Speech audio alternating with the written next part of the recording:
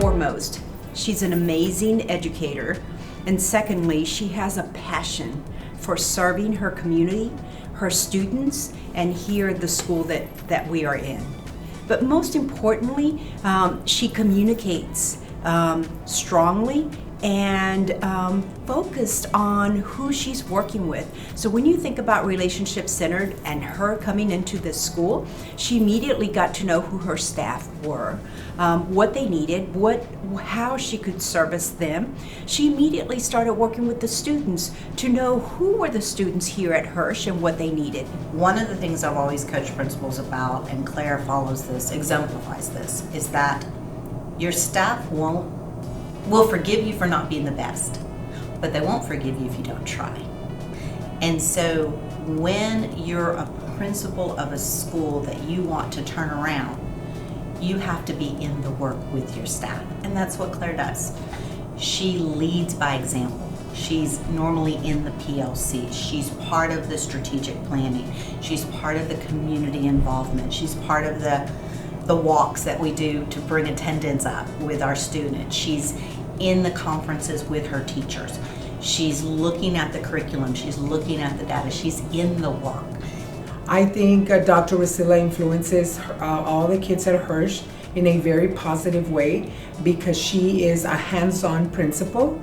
Her demeanor, her having been an immigrant herself, they identify with that. They identify with her, they identify with that she is a principal for all children.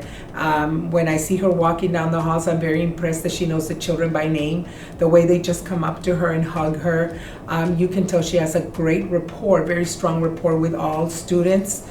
And I think she influences their academic achievement through that, through giving them that social emotional care that all our children need nowadays. She's very friendly with the kids. She always wants to know their names so that she can put it into her little name bank and she'll remember them. She always asks them how they're doing. She's checking on them, make sure they're okay. And if they're not okay, she'll sit down and talk with them and make sure that they're they get where they need to go, hear what they need to hear. Her goal is to make sure that they leave happy.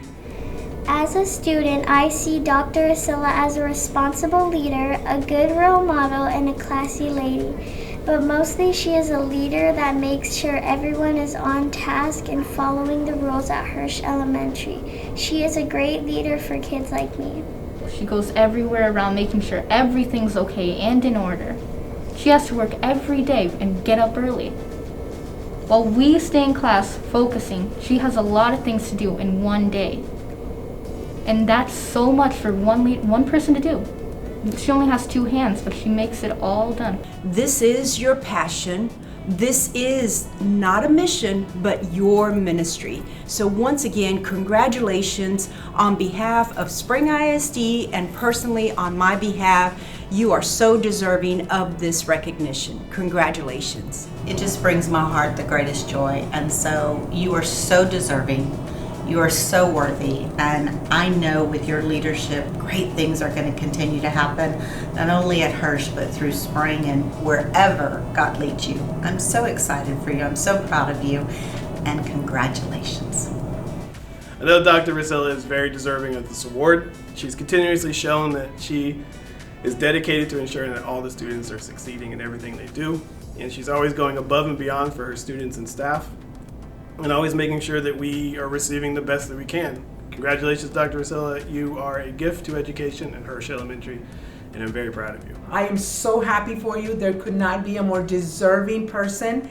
I love that you love children and are here for them 110%. So congratulations. Enjoy this honor. You deserve it. Congratulations, Dr. Resilla.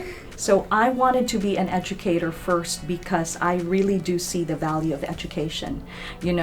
Coming from a third world country, that was all, we were taught. We cannot give you anything, materially.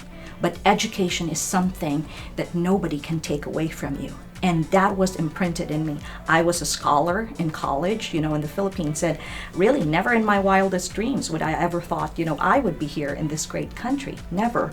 But again, it was because of my education, and that's the reason why I'm here. I wanted to teach because I want to give that same opportunities to the students. In fact, I remembered my very first teaching job here in Texas was in an 8th grade school. And it was one of the toughest schools, in that district. And they would come to me and they would write poems. And in one of those poems, a student would say, "Our neighborhood is so tough that even the pizza delivery guy would not come to our homes to deliver pizza." And so I told them, I said, "Yes, I hear your story, but you need to hear my story. I came all the way, from this tiny country to make it here." And I said, I know those are circumstances, but those circumstances should not stop you from moving forward. And so when they started hearing and listening to my story, they are now thinking, well, we got it. We're already here.